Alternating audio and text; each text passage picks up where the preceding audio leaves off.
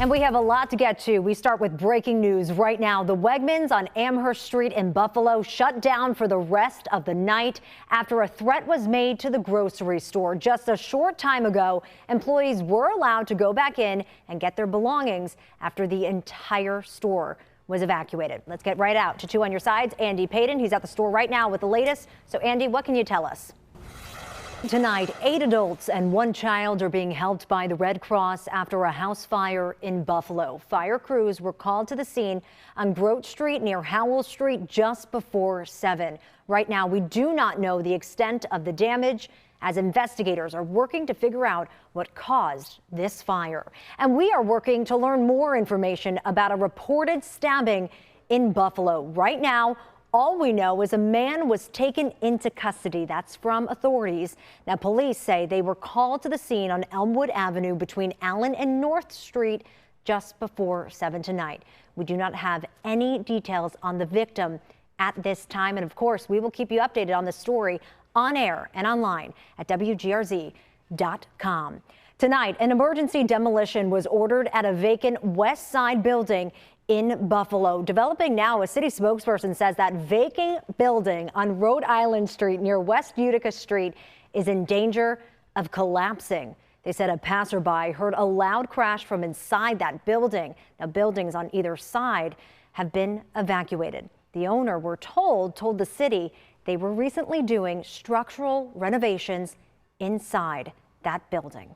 Let's turn now to your forecast. Still some rain showers south right now, but here's a live look outside in downtown Buffalo. Dry, at least for the time being. We have a weather impact alert in effect for tomorrow for parts of our area with the possibility of some thunderstorms. Storm Team 2 meteorologist Jennifer Sinonis is in the Weather Center with all the latest details. Now to the latest in the city of Buffalo's ongoing fight to keep ATVs off the streets. Councilman Rashid Wyatt, alongside Majority Leader Leah Halton Pope, are co-sponsoring a resolution they hope could end the ATV problems once and for all. These vehicles are not street legal in Buffalo. We've seen the city try to crack down on these ATVs for years, but the hope is this latest move grabs the attention of other municipalities, now physically trying to ban the sale of ATVs across the city.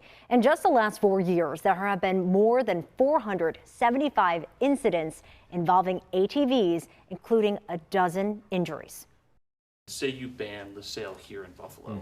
What's stopping someone from just going to Orchard Park or Hamburg and then driving that ATV into the city?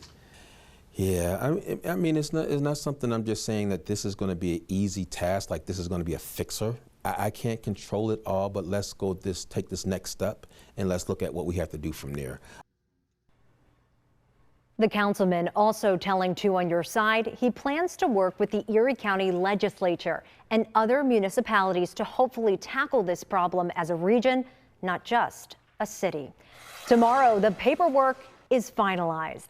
Acting Mayor Chris Scanlon is set to announce a public-private partnership for the new location of the Buffalo Animal Shelter. Last week, during a mayoral debate, Scanlon said the city is working with Ellicott Development CEO William Palladino to build a new shelter over on Niagara Street.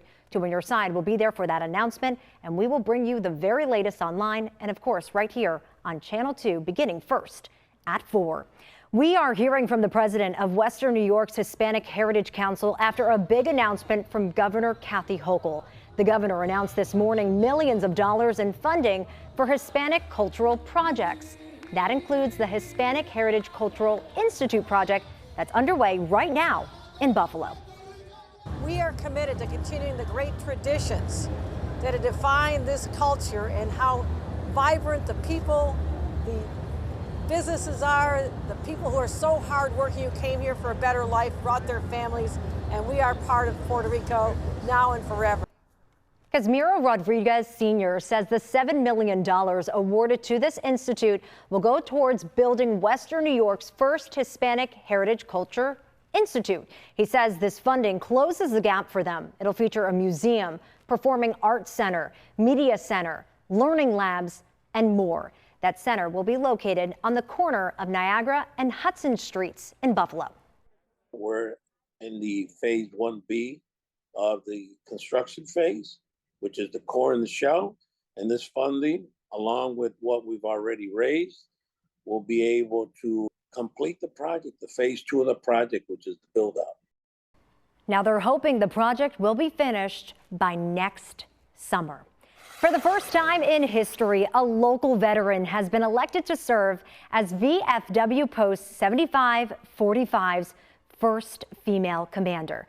Sandy DiGennaro has spent years at the post, and she says she's ready to help lead the more than 300 members there.